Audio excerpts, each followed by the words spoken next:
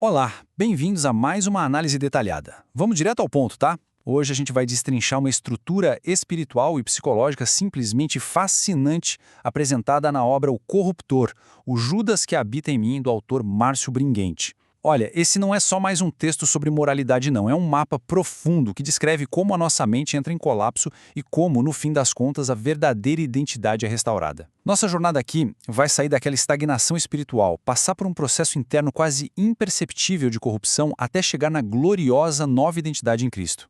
Logo de cara, ao analisar os fundamentos desse material, a mensagem central já ecoa com uma força incrível, trazendo cenas que transmitem paz, natureza e superação. A mensagem é bem clara.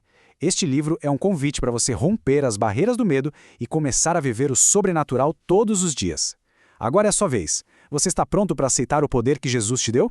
Essa é uma chamada coletiva para a ação espiritual, sabe? Um convite real para deixar a ansiedade para trás e abraçar uma vida de verdadeira serenidade. Para entender direitinho como toda essa transformação acontece, a gente vai seguir um caminho de 5 etapas: a gênese do desvio, o sistema interior, o colapso do ego, a metanoia e, finalmente, a nova identidade. Começando pela etapa 1, a gênese do desvio, ou a concessão silenciosa. Pois é, a traição interna quase nunca começa com uma rebeldia escancarada. Ela começa ali, quietinha, no silêncio. A anatomia dessa traição é muito curiosa. Tudo começa com o que o autor chama de o beijo de prata. Não é aquela traição gigante de 30 moedas logo de cara. É um acordo minúsculo, um compromisso quase invisível, onde a gente sabe exatamente o que é certo, mas faz uma pequena concessão moral. Aí no passo 2, entra a autojustificativa. Como a nossa mente detesta a incoerência, ela começa a criar um monte de narrativas. Aqueles pensamentos de, é só dessa vez, ou ninguém vai se machucar com isso, acabam tomando conta. E por fim, a gente chega na corrupção silenciosa, que é onde a integridade é vendida, igualzinho Esaú vendendo a primogenitura, lembra? Tudo em troca de uma vantagem boba, de um alívio ou conforto imediato. O que nos leva à etapa 2, o sistema interior, a patologia da alma. Porque aquelas pequenas concessões não ficam isoladas, elas criam raízes e se solidificam.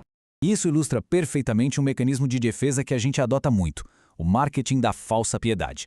Funciona assim: quando a nossa conduta interna já desandou da verdade, a consciência começa a incomodar, certo? E qual é a solução automática do ego? Intensificar a performance lá fora. A pessoa começa a usar muito mais linguagem religiosa, age de forma super devota no palco, mas, nos bastidores, foge da verdadeira cruz. A espiritualidade vira, literalmente, uma ferramenta de relações públicas para proteger a imagem.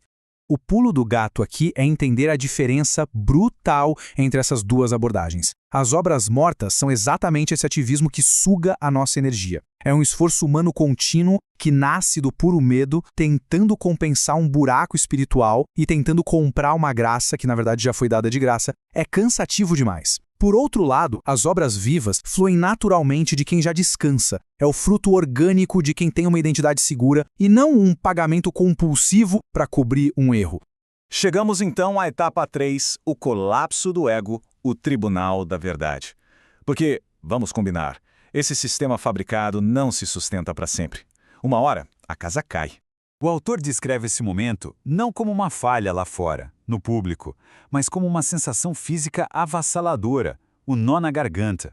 É literalmente o peso insuportável de todas aquelas moedinhas invisíveis, de todas as pequenas concessões acumuladas ao longo dos anos. Aquelas justificativas bonitas já não colam mais. O ativismo não traz um pingo de paz. A nossa força de vontade, que o ego amava ostentar, se mostra completamente inútil para consertar o que quebrou por dentro. É nesse exato ponto que o ego simplesmente declara falência. E isso tudo nos joga para uma pergunta que quebra toda a tensão e vira o jogo. Quando as nossas defesas desabam e o esforço pessoal falha, quem é que vai assumir o governo? Porque não adianta mais tentar remendar o sistema antigo com regras novas. A gente precisa de uma troca total de liderança. E aí entramos na quarta etapa, metanoia, a interrupção da graça. E aqui o conceito é um soco no estômago. Não é só mudar de ideia, é uma ruptura total. É o fim definitivo daquele governo autônomo. Presta muita atenção nessa diferença que é vital para a gente. Remorso é quando o choro ainda é focado no ego. A pessoa chora porque a reputação foi pro ralo ou por causa das consequências dolorosas de ter sido pega. É tipo Judas tentando devolver as moedas de prata, sabe? O ego continua ali, tentando gerenciar o estrago. Mas o arrependimento? O arrependimento é focado em Deus. A dor vem da ruptura do relacionamento, de ter ofendido o amor de Deus. O remorso pensa, como é que eu me saio dessa, enquanto o arrependimento reconhece eu não tenho saída nenhuma longe da graça. Essa mudança de perspectiva altera o destino da eternidade. O que nos guia para a quinta e última etapa, a nova identidade, a ressurreição da consciência. Depois que aquele governo velho morre, a gente volta a respirar uma atmosfera de verdadeira paz e superação. Tem um contraste gigante nessa dinâmica. A identidade velha, de traidor, prende a gente. Viver como traidor é estar sempre em alerta máximo, tentando compensar o passado, servindo com aquele medo constante de ser jogado fora a qualquer momento. É uma liberdade condicional exaustiva. Mas a identidade de filho muda completamente as regras do jogo. Filiação significa posição e segurança. Um filho pode descansar. Um filho não obedece para tentar arrancar amor do pai. Ele obedece porque sabe com certeza absoluta que já é amado incondicionalmente. O traidor luta só para sobreviver. O filho, finalmente, pode viver. E na prática, no dia a dia, como é que isso se sustenta? Funciona pelo que o autor brilhantemente chama de o sistema operacional do Espírito. O Espírito Santo vira o nosso novo gestor interno. Aquele piloto automático defensivo do ego é desligado de vez. Agora, a paz de Deus atua como nosso filtro de segurança. Se não tem paz, a gente não faz. Ponto. A verdade vira nosso código-fonte, não é mais algo negociável, e a gente passa a obedecer aos alertas internos muito antes de fazer alguma besteira que afete tudo ao nosso redor. E olha, é super importante a gente destacar a marca e a comunidade Amigos do Brinhente, que tem sido fundamental para espalhar essa mensagem tão transformadora. Através do código QR disponibilizado, é possível se conectar a uma rede incrível de pessoas que não só apoiam, mas vivem e praticam a quebra desse velho eu todos os dias. Eles ajudam a impulsionar o crescimento nessa nova identidade, garantindo que conceitos libertadores como esse cheguem a cada vez mais corações pelo mundo. O que nos traz para essa conclusão absurdamente poderosa. O grande problema de toda a humanidade não é de organização, e não vai ser resolvido inventando estruturas melhores lá fora. A verdadeira mudança não rola quando a gente tenta consertar o mundo colocando regras mais rígidas, enquanto lá dentro o coração continua escondendo concessões. A corrupção, na sua raiz mais profunda, não nasce da falta de leis, ela nasce da falta de vida.